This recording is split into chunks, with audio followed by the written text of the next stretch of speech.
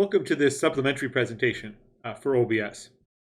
In this supplementary presentation, I'm going to be stepping through how to use OBS as a whiteboard replacement. So I got many emails over the last few days, particularly from people who teach more quantitative subjects, so math, accounting, and finance. And their concern is that building everything in PowerPoints and just presenting it to students is not really going to facilitate learning.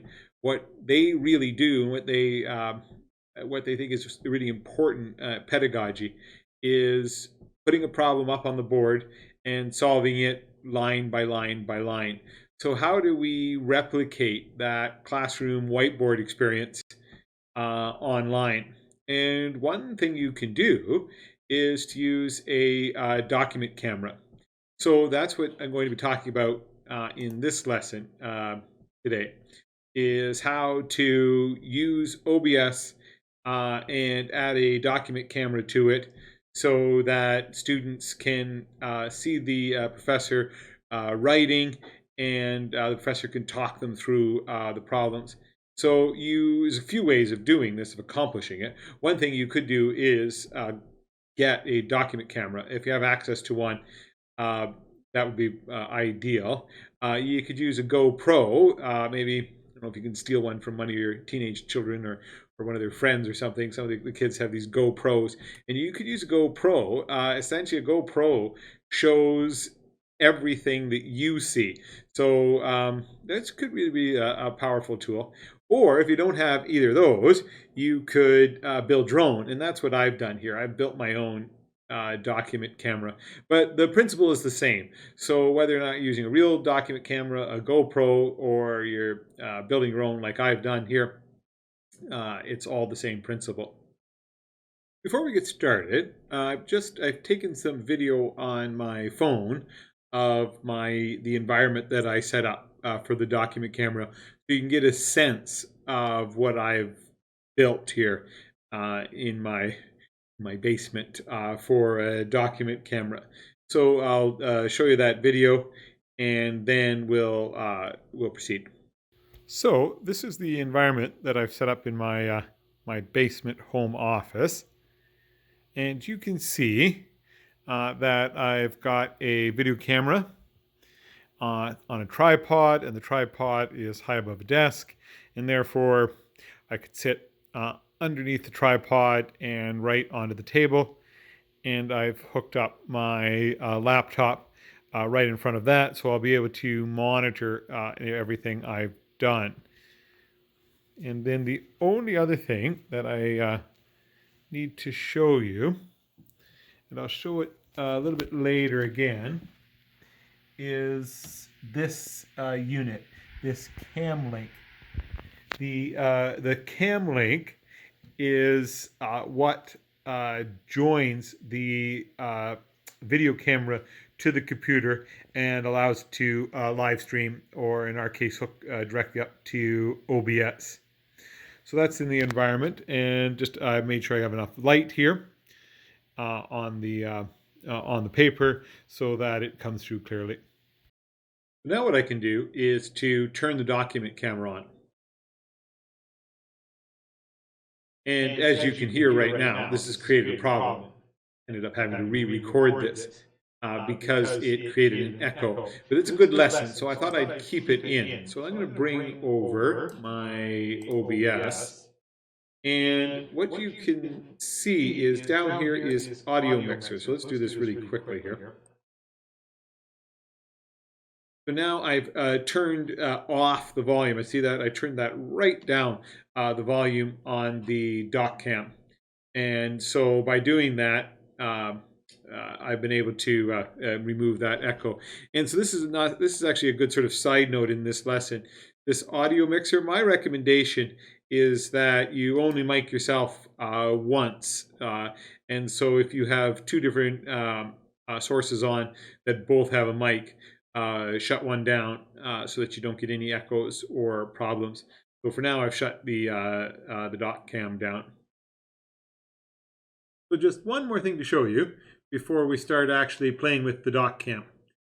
And you remember in the video of the environment that I showed you was the unit that you needed to link the dot cam uh, to the computer. Basically, link your video camera into the computer to turn it into a dot cam. And this is the one I bought was Cam Link. It's really good. It's running very, very well. There's all kinds of other ones that you can get depending on how much you can use it. You can pay as little as about $30. Mine was about 160, and there's some very, very expensive ones out there. So just depending on the kind of thing that you need. Okay, so let's go over to the dot cam. Okay, so I've now made it down to the dot cam. So you can see me here. So let's get this environment set up properly. So let's take off that upper screen.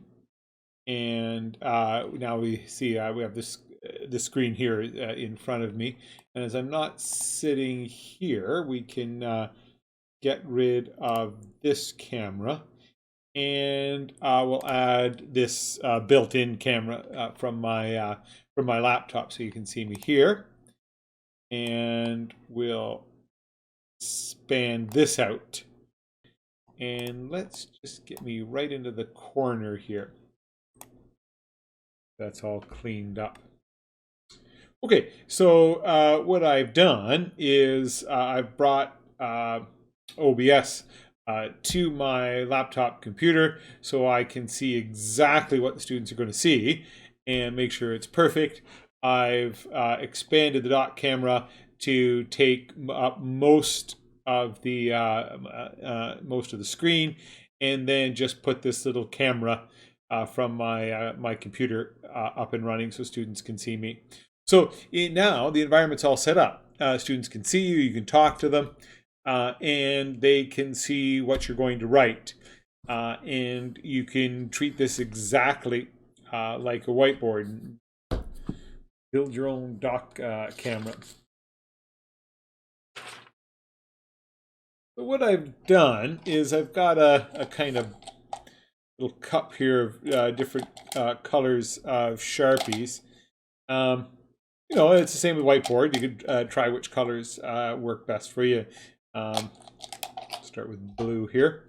And let's go put just a bit more light on here. I think it'll be better if we could, there we are. That's a little bit better light on it. So that's all set up properly now.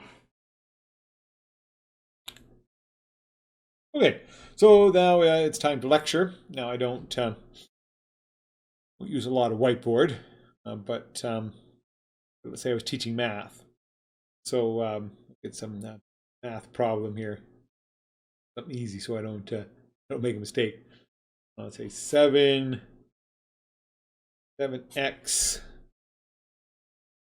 plus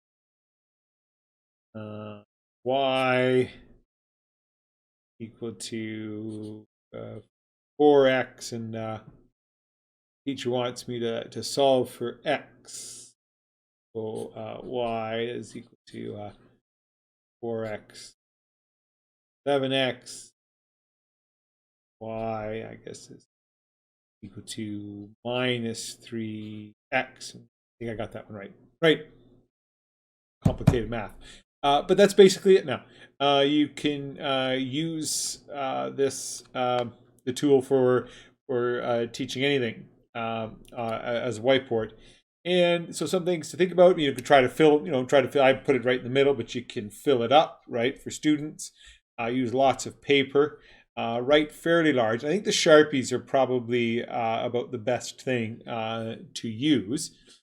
The other thing too is, just like everything else we've been saying, it's not going to be perfect when you put these videos together. And just to let you know, your classes are not perfect either.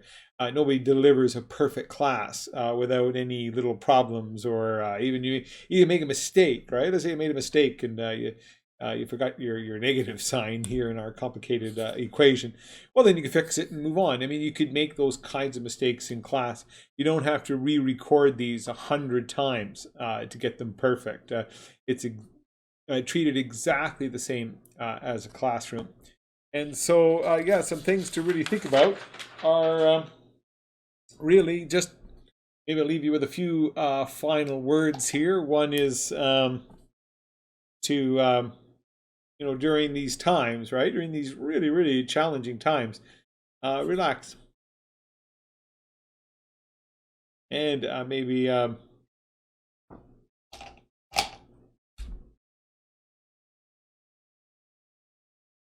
enjoy this opportunity, something different. I'm sure the world's going to go back to normal very soon, and I'll be teaching on our whiteboards soon enough. But just take it for what it is, and it's a learning experience. I guess that's the biggest question: is when the students watch your videos, do they go out? Do they leave after those videos having learned the material? And that's really all that's important. Have we done a good job? And have you learned something? Have the students learned something? Have we really carried out our teaching mission the best we possibly could? And if we have, then mission accomplished. Right then.